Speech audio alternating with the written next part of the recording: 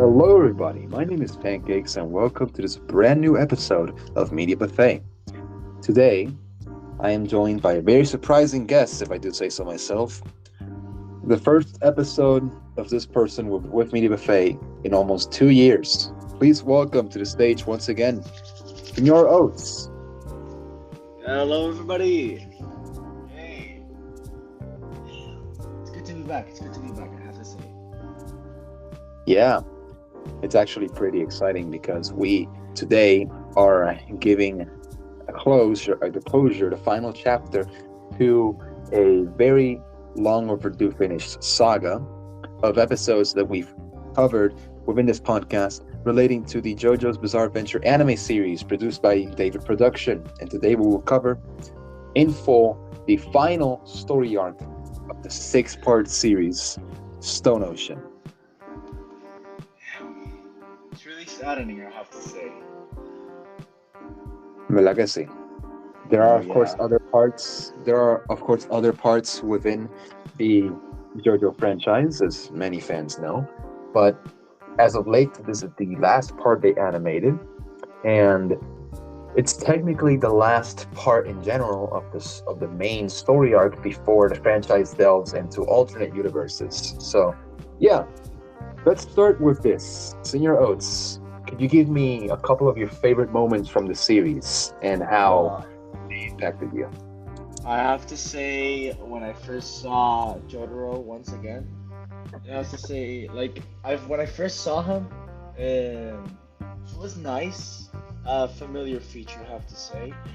I really like the stand battles. I really like the one where I forgot the stand name. I think it was Planet Waves. Was it? Yeah. Where Jolene was fighting in this prison complexion, and there was this red dragon, green dragon, which his powers was based on fortune, I suppose. But anyways, that was mostly Foo Fighters fight. But the one with Jolene, with Planet Waves, he basically sent meteors from space hurtling towards her. That's insane, I have to say. But I also like all the fights that involve Weather Report. Just all of them. Weather Report is, if not one of the best scripted and well-written characters in Part 6, in my opinion.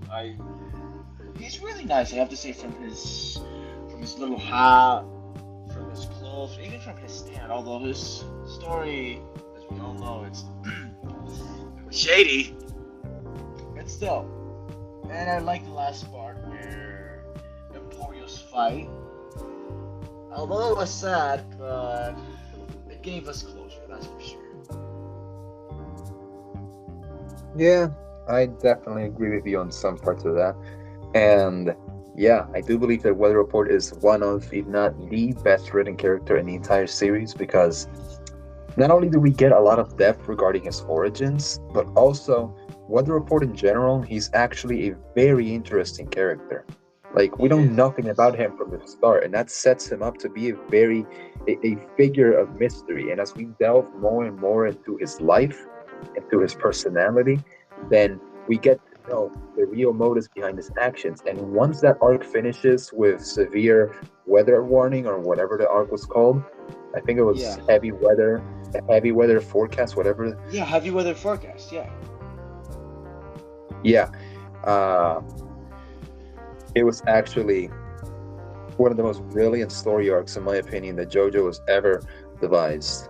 And that's why I hold very high regard for Weather Report and his story arc. I mean, it was just blended in so perfectly with the villain and everything. It was just nice. Also, we forgot to mention, but it should be common knowledge for anyone who hasn't watched the anime series, there are very much a lot of spoilers ahead. So if you would much rather not head into that, then just Yeah. don't be in the episode. Like, go check out one of our other episodes. Check out the other 5 episodes we covered, and yeah, there's that. I do Yeah. realize that we have a different dynamic to other episodes. In the other episodes, I believe we went on episode through episode, and we delved into what we liked about each one. But this time around, and since the closure of the JoJo series, I just wanted to give it a very general sense to have another part within the episode. So yeah, continue on, Senior Oats. And is there any other thing that you might have liked about the series?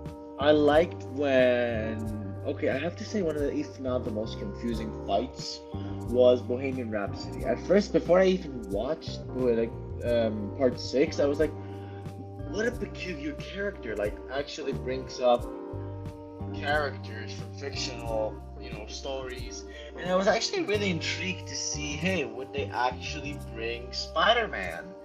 Since there was like in the manga, it was notorious for that one Spider-Man scene, but they didn't. I think they instead brought Batman, right?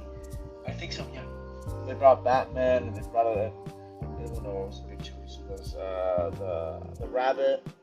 They also brought some classical characters like Pinocchio, the wolf, and yeah. Oh shoot! How did I forget Red Riding Hood? It was a not one of my favorite fights, but it was a really intriguing one.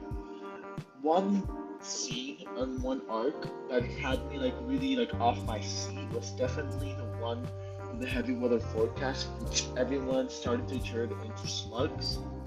That was really interesting because you actually could see how like there's no limitation to weather reports character. This is how this character was really OP. I feel like if they haven't killed off Weather Report that quickly, I think the actual final fight in the Kennedy Space Center would have finished really quickly. Speaking of Kennedy Space Center, I really like the way in which they actually brought realism. Like, hello, the Kennedy Space Center turned sideways. Of course, they're gonna bring like the entire Navy, the entire U.S. Army, or some, like they get a bit of touch of realism. But of course, it's not realism, when they. But you know what I mean. But yeah, and that fight scene was also like off my seat. They also brought like this theory. It was the three distinct theory. It's the one where the infinite loop. Jolene used it to heal herself. It was really amazing. It was really intrigued. Something Made in that, heaven? No. It's like when Pucci actually wounded Jolene, and he left a hole in her chest. She used her strings to heal herself. And I do not know what theory was it, but it was like an infinite 8 loop. Speaking of Made in Heaven, that one also was like off my seat because it was really like a game of cat and mouse. Pucci was chasing them with Made in Heaven, and you actually felt the desperation within the characters. Especially when Jotaro is supposed to be the calm and fit character, but when he threw the spear at Pucci and Pucci deflected it, although you didn't see it, you could have seen his worry in his eyes, and that's right. And one of the things that's kind of disappointing me in the end. I know that the studio didn't have the copyright claims for it, but I would have loved to see at the end where they would have played. It's a song about Louis Armstrong. What a Wonderful World. I would have liked to see. I would have liked to see the ending with that song. Honestly, I was strictly hoping that they would do that too, but yeah, that was actually more of a romanticized ending that the fans imposed on the actual series. But I mean, it kind of made sense that they ended it with roundabout because it was the same way that they started it with. They literally made a roundabout. But yeah. I feel like they encapsulated it pretty well. Could there have been like a couple other things that could have been worked better within the series? Yeah. I mean, initially some of the animation errors were actually very not the animation errors, but the use of CGI in certain parts of the series, such as for example with the frogs and with Pucci's, how do I put it? Uh, Forgot the stand name. White Snake. Jumping. In Oh yeah, the and in the also in initial the. release. Uh-huh. I'm sorry for interrupting, but also as you said the CGI. Also in the fight with Jumping Jack Flash, it was also a bit eerie. That's for sure. Yeah, the use of CGI for those, I mean, it was well intentioned, but I don't know if it was the best option because it looked kind of weird, especially when White Snake was jumping around during in the introductory weather report arc where the frogs started raining, and during the Jumping Jack Flash arc too. There were other Yeah, moments throughout the series, but I don't remember which one specifically. I do remember they toned it down quite a bit after the initial release of episodes, but yeah, I'm glad they did. Overall, I didn't find any fatal flaws within the story writing. Of course, there are a bajillion differences. They changed around the order of a couple of scenes, but if it was for the better, then it was for the better. I it is.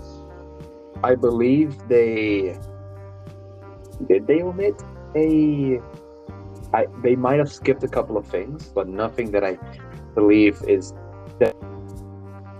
the series as a whole. But yeah, overall, I checked what you said about the copyright, and I don't know if I said this in a previous episode, but yeah, basically, um, we established that Araki made mention of multiple copyrighted characters in the Bohemian Rhapsody story arc.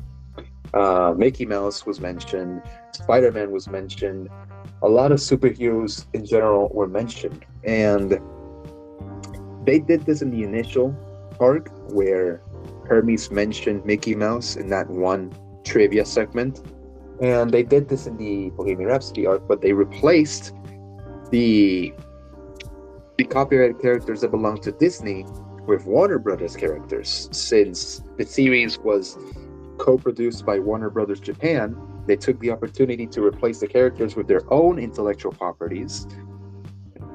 It was handled pretty well because they didn't have to use some random localized name. For example, Mortimer Mouse or Michael Mouse, some random stuff like that, or Sticky Man, like It's Arachnid guy. Arachnid Guy. They didn't use any localized name, and they went with their own original IPs, which also makes sense because that's the point of mentioning them, like to express the magnitude of Bohemian Rhapsody's. Um,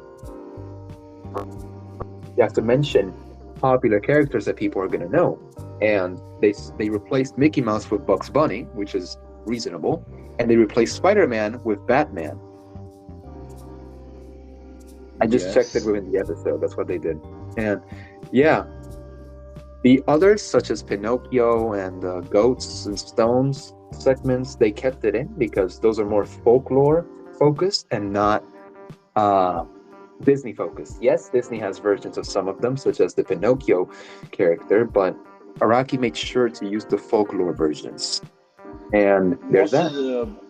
the most of the Brothers Grimm versions, because most of the stories that Disney takes, like the Snow White, Little Red Riding Hood, and Pinocchio, are mostly part of the Brothers Grimm saga. So I guess Araki wouldn't have gotten in trouble for that. So yeah. They I didn't also have a lot like of trouble. I also like how they added Vincent Van Gogh. Although he's not a fictional character, it was a nice addition to it. That's for sure. Yeah. I mean, yeah. But also también the stands. If I have to say, the stands in part 6 are though limited. They're not a lot of stands. They're still pretty good. They're still pretty good. I have to say. I mean, what can I tell you? In all honesty, I believe that the Part Six stands are actually some of the most unique because we actually diverted from the Part Five approach from more man-focused stands into more object-related stands. For example, One of the first stands, I believe, is. Oh my Jesus Christ! I am way in my head. Like I do not remember at all. Like any of the Which stands. Hold on. Let me look them up because it's been a long time. And yeah, I'm just gonna look for the yeah. So one of the first stands is actually Savage Garden. Actually, that's a pigeon. No. no, that's a character. Yeah, it's a character. That's the pigeon character from like the initial story arc. He's actually yeah. There you go. Okay, my bad. I was looking for the stands. So, as I was saying, like that. Base. Okay. That's kind of what's not a lot of other parts do that. For example, hold on, back there. You hear me? Yeah, I bet.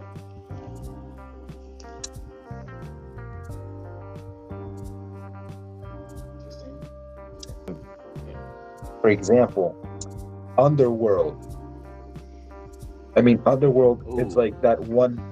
Underworld is the one stand that causes the victims to face illusion worlds and not actually have For any. memories. Yeah, based on memories. Fun fact: we also just early. I say JoJo's that I keep seeing these episodes, and I don't know if we actually recorded them or not. But no. Basically, there was a similarity between the underworld arc, and a real life accident. And yeah, I just want to take that into consideration real quick. So, yeah, Yeah, it was basically. After this episode, I'm sorry to interrupt, but after watching the Underworld arc, I started doing my miscellaneous research to say, hold on, this couldn't be a 9/11 reference. It's not. But I just did some deep searching, and in one random Reddit link, I actually found that it was a plane crash. I don't remember the exact numbers and dates, but yeah. Yeah, basically, it's a plane crash that very similarly lines up with the plane crash detailed in Stone Ocean. And keep in mind that Stone Ocean was written in 1999. So, basically, in the anime and the manga, I'm pretty sure it doesn't differ between the two, but it says in... Yeah. Okay, so it said in the anime that on July 20th, 2000, yeah, July 20th or 21st on 2005, that a plane crashed in Florida en route from London to Dallas. And basically, the anime says that it was flight 2882 and that there were 2 survivors. And they don't mention the airline, but there's a very similar case. Flight 2882.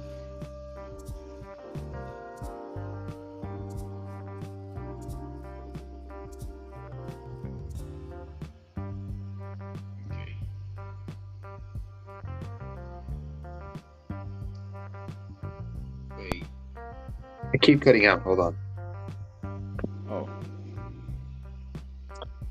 Yeah, where an An-24 plane crashed in Florida, and it happened on the same month and the same year, but 5 days earlier, July 16th.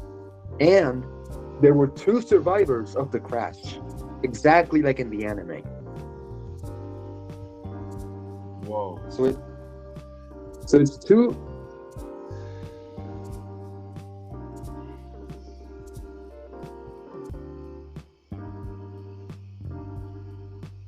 Yeah, both happened in Florida, and both had two survivors in July 2005. And it's kind of similar. It's kind of creepy because Araki wrote this 6 years in advance. But yeah, there's that. What can I tell you? But aside from that, It's yeah, it is eerie. That's have to say, yeah. But I have to say, digging in deep with the stands, I'd like to put a little bit of emphasis on Sky High. Sky High is a really interesting character because the guy can basically summon rods, colonies of rods, and these rods are mostly in American folklore and American uh, cryptology, I suppose. But these rods are like supposed to be real beings. It's like alien-like. It's actually really interesting how they just target. Yeah, I think they targeted her. I think they used this. Yeah. Oh shit. I'm sorry for my rusty uh, processing. It's been a while since I've watched this, but I think they use thermal heat. They use heat to track. It's actually really interesting. And I really like the frog thingy he has on his wrist to control them. It's really cute. It's really nice. But I have to say, like, it's one of the most eeriest stands. People might say, oh, the most eeriest are probably Limp Bizkit or Goo Goo Dolls. But in my opinion, the most eerie stand of all is Jailhouse Lock. Because the abnormal shape of it, it's bad. It's scary. And they act, and it makes you forget stuff. It makes you forget stuff, and it's actually kind of scary. Because Jolene had, I remember in the episode, she had to write all around herself to try not to forget about her like common task, what she needs to do, and it's scary, but not as scary as Marlon Manson. Because the stand actually just makes you pay a debt. In any other way, that stand will get its debt, and it's actually really scary because if you owe Mirashon, which is the stand user, you might owe her like 100k, and she says, "Oh, let's fix that," and she just grabs two of my kidneys, and she just like wanders off. That is scary. Yeah. I believe you are. Yeah, I believe you are slightly confused. There are actually two separate characters that have No, yeah. separate abilities. Are you talking about Mirashon or Mew Mew? No, Mirashon. No, Mirashon. Yeah. I remember Because Mirashon. Jailhouse Lock's stand user is Mew Mew. Mirashon's stand is Marilyn Manson. Wait, no. Jailhouse Locks is a Musha Mueller. Mew Mew. Oh Yeah, no, yeah, it's just her. No, yeah, I meant two characters. Sorry if it meant that as one, but no, they're two characters. the stand that actually has you interchange items in order to fix your debt is Debt Collector Marilyn It's Manson. yeah, Jailhouse Marilyn Lock, Manson, Jailhouse Lock is Michelle Mueller's stand, and which makes you forget stuff. exactly. I'm well aware of it. Yeah. A really interesting stand I have to point out is green grass at home, which actually shrinks you. And like, correct me if I'm wrong, the stand is that if you get close to the green baby, you shrink. Yeah, Right? green grass at home with the stand. The green baby is a stand user. Oh my god, the baby is a Yeah, stand user. the baby. But yeah, that character, I'm sorry, but it was kind of annoying. It was annoying. I don't know. That's me. It was annoying.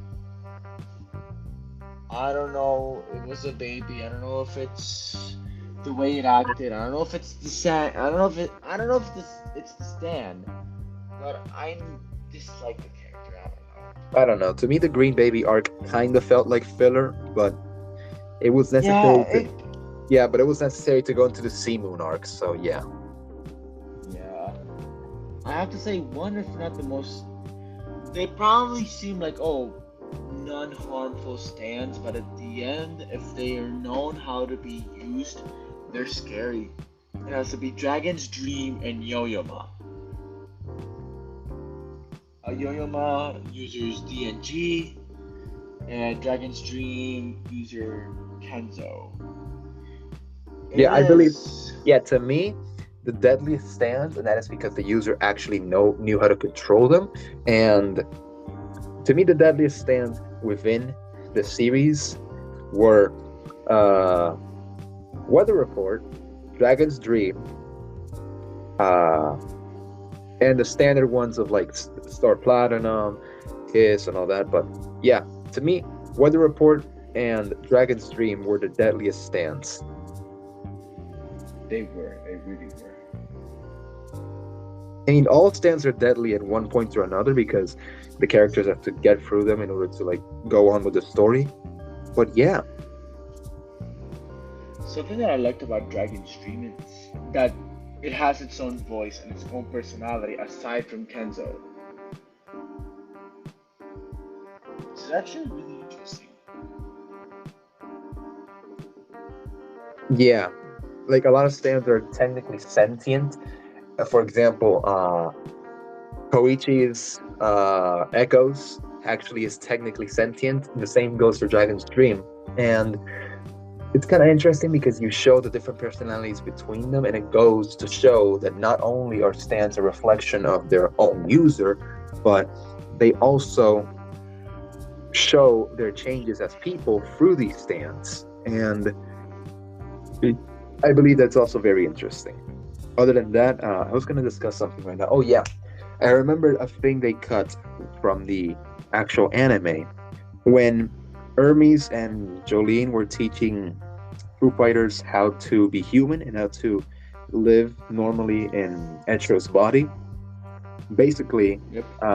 they had a scene in the recreational area of the prison where they were playing catch. They were throwing a baseball around, and they saw Foo Fighters' Goofy throwing for him because he didn't know how to use the body yet. So, in the manga, Jolene or Hermes, one of the two, makes a comment stating that Foo Fighters froze like a queer, and that's a straight quote from the manga. In the anime, they did like the same line, but they did the prelude to it. Like, what is your throwing form? Yeah, you throw weird or something like that. They did not include the queer part. I believe that it was to save face against the different times that we face currently. Remember, this was written in the 90s, but yeah. Yeah. This What is can you do? also. I know this is not part of the JoJo, but as you that common queer, it was definitely present in the Part 7 manga, Steel Ball Run. It Oh was yeah, actually really definitely. funny, but yeah, that scene was really funny. But it's Part 7, and we're not covering that yet. But yeah, I really like how Dragon's Dream also discussed Feng Shui. Feng Shui? Yeah, Feng Shui. I don't know the full concept of it, but it has to do with luck. Correct me if I'm wrong. What are you talking about? About Dragon's Dream Stan, he uses Uh, Feng Shui. Feng Shui. yeah, feng shui is an actual philosophy that dictates that in the way that you place furniture or other things around your house, or the way that you direct energy, depending on which direction, can actually manifest your destiny within life. And that is a doctrine that the character utilizes a lot in the arc. And that's another thing. JoJo in general is very educational because that's how I learned about the golden ratio by reading part 7. And Yeah, same. yeah, in fun fact, in part 4, it was actually a scene where Kira uses like moderate geometry to actually calculate how much he needed to do in how, like how big did his punch need to be in order to reach the protagonist. And it was like one of those corny anime moments, but hey, they animated it and made it into like one of the fighting animations in All-Star Brawl, I think, if not the other game. But yeah, uh, what can I say? JoJo's was goofy like that. Yeah, they are. They really are. I want to discuss on Yoyama. Yoyama is a scary man, or a scary stand, if you have to say. Basically, it's anything. it's automatically sentient. It also falls in that category. But it's creepy because, correct me if I'm wrong, it just eats and releases like a sort of bad smell, and you have like acidic saliva. They're just weird at the end of the day. Yeah, it's weird. It's definitely weird. Yeah.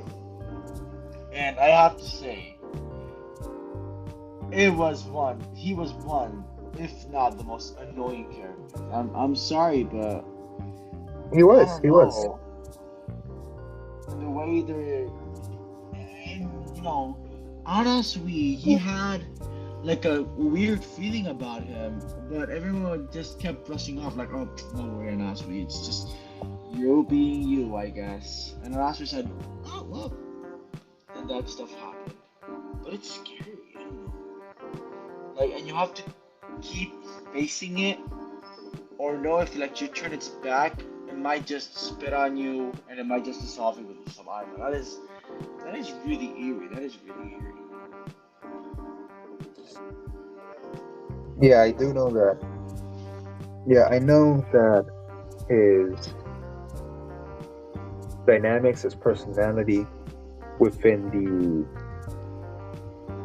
the series could be seen as problematic nowadays, but hey, like I said, times change, and even though it's morally wrong to act like that nowadays, it wasn't as severe back then. So, yeah. Yeah. So yeah, Now, one of the most our stands are actually all of them, like a wide array. It's really they're you know beautiful in their own sort of way. From their design, their colors, their shapes, it was nice.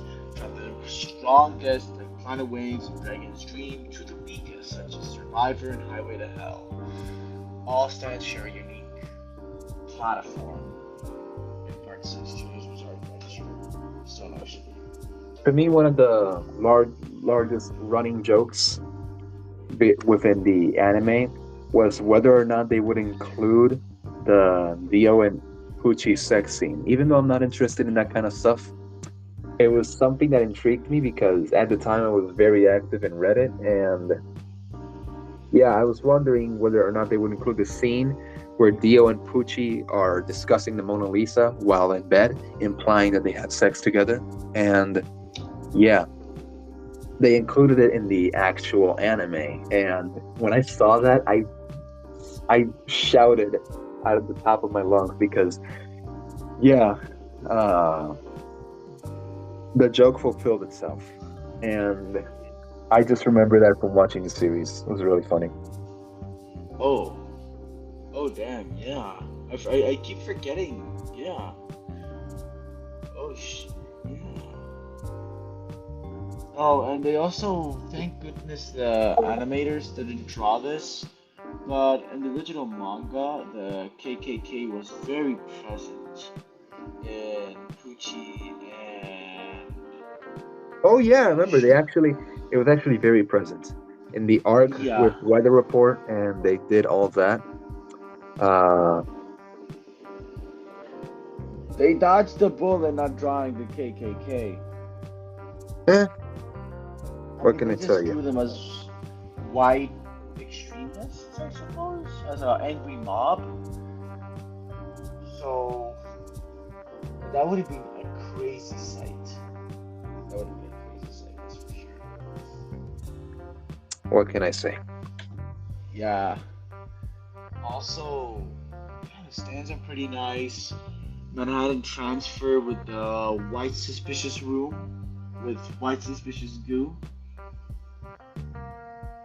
Oh was yeah, oh yeah, the White Suspicious goo. What about it? wow. Like it was starting the episode. It wasn't even the start of the actual series, and we got to see John Galley A with a dot, but booty naked in the shower. And dude, I don't know, like I think he's a guard or a prisoner. I'm really not Oh sure, yeah, I but remember that. I feel like a lot of Yeah, I feel like a lot of JoJo scenes are really out of pocket. Like JoJo's one of the most out of pocket series of all time. You can just show someone that John Gallier scene, and they'd be like, "Whoa, whoa, whoa!" I mean, like, trust me, bro. It's part of the plot. It's part of the plot. Yeah, But it's part. yeah. It's part of. Seeing John Gallier butt booty naked before actually heading to do his job is very crucial to the plot. I mean, I think he was monologuing at the end of the day. Like he was like stating his own plans. So yeah, it was crucial to the plot, I suppose. But yet again, I'm not sure if he was actually monologuing or not. But let's talk about Seymour. Someone Oh I feel God, like oh God. he's just Like scary. it reminded me to that reminded me of two also naked scenes: the Hayato bath scene from part four, and the end scene Oh, when Emporio's in space when he's naked. Yeah. oh, and also like the part three scene where oh shit, yeah, Polnareff, when Polnareff was turned into a little kid. Oh yeah, me And he too. Oh my God. they actually went their way and animated the private parts, the penis. Like I was shook. I was out of words. I'm still out of words. Well, Senior Oats, you have to remember that this series originally aired on Adult Swim and is not intended for young audiences at all. Like there is a No, very high amount of violence and language in this series that is not intended for young audiences at all. So no, by no means I did it rem- get so. this is an actual vivid memory, but I remember just skimming through Adult Swim through the channels and then I landed Adult Swim, and I saw that they were playing JoJo Part Five. That was when it was newly released, like a couple of months. It was, and I remember just seeing Bucciarati there. I remember it was good times. It was good times. But it's kind of sad that they're not airing Stone Ocean anymore instead in Tsunami. And not like JoJo's, like they're not replaying JoJo's in Tsunami. There are they putting JoJo in Tsunami? I don't know, but yeah. Overall, Stone Ocean, really great part, and overall a great closer to the JoJo main timeline. Let's just hope that they can continue making great JoJo parts, and if they decide to continue animating for parts 7 and 8, and uh, uh, let's hope. I just hope that Part 7 is amazing. If it was that amazing on paper, I would love to see it as amazing in the screen. Although I read the manga online, I'm actually planning on buying the paper, the actual copy. It was just that good. I just want to see it in my room and say, hey, I read that, and it's amazing. But yeah, I just wish they get to animate it. I just wish we get to see the actual animations, like the golden ratio, the horse animations, D4C. I mean, to me, like, yeah, the CGI they used initially for Stone Ocean, they can use the they can use the CGI for the horses in Steel Run because there are a lot of horses, and I heard that horses are tough to animate in Japanese traditional animation. So, yeah, I mean, yet again, on the- if it's they a could feasible look. alternative, if it's a feasible alternative, and they can make it look good, they can. I'm pretty sure, like using CGI for the horses is understandable. I mean, hello, horses using CGI, like they've done pretty well before. I'm pretty sure Disney's Wish has some great horse animation as well as Tangled. But yeah, I mean, we're seeing the most obvious. I mean, they could see an example in Attack on Titan, because the Attack on Titan horses are actually well animated and well drawn. So they could just take inspiration of that. yeah, but like Mappa's workers are severely overworked, and I believe that that was just a product of mass starvation instead of actually taking the time to animate. I suppose so, yeah. I mean, they could hire freelance Mappa studio workers, but I guess that's not very common in the studio game, so I don't think it's a viable option. But yeah, it was a wild ride, I have to say, as I was watching Stone Ocean. Of course, there wasn't JoJo Fridays, no new episodes every Fridays, and we have to wait almost half a year for every 12 batches. But yeah, I mean, they technically JoJo Fridays technically existed in Japan because Japanese TV actually aired them, but uh, technically everywhere in the world you could see them in Netflix. So yeah, I mean, yeah, I think they could have done the Netflix, like how Netflix releases every episode every, I don't know, Thursdays or every Mondays. They could have done that with JoJo, but that would have been a bit hard. But yeah. but I believe that that is all that to discuss within this part, and that being said, within this series, until David Production decides to animate part 7 or 8. So, no, I'm glad that you could join us today, No problem. your Anytime. Oats, and yeah, say your goodbyes, I guess. Goodbye, gang. It was a nice road since episode one. You know, since we all started this JoJo series and the JoJo ranking, it was nice. And I'm actually kind of content to end it. Although it was unexpected and although it was a really long hiatus, that's for sure, but at least we close this chapter and we wait until we can open it again with Steel Ball Run. So, nada, thank you again, Senior Oats, for participating, and we'll see you on the next one. Good night. Good night, everybody. Good night.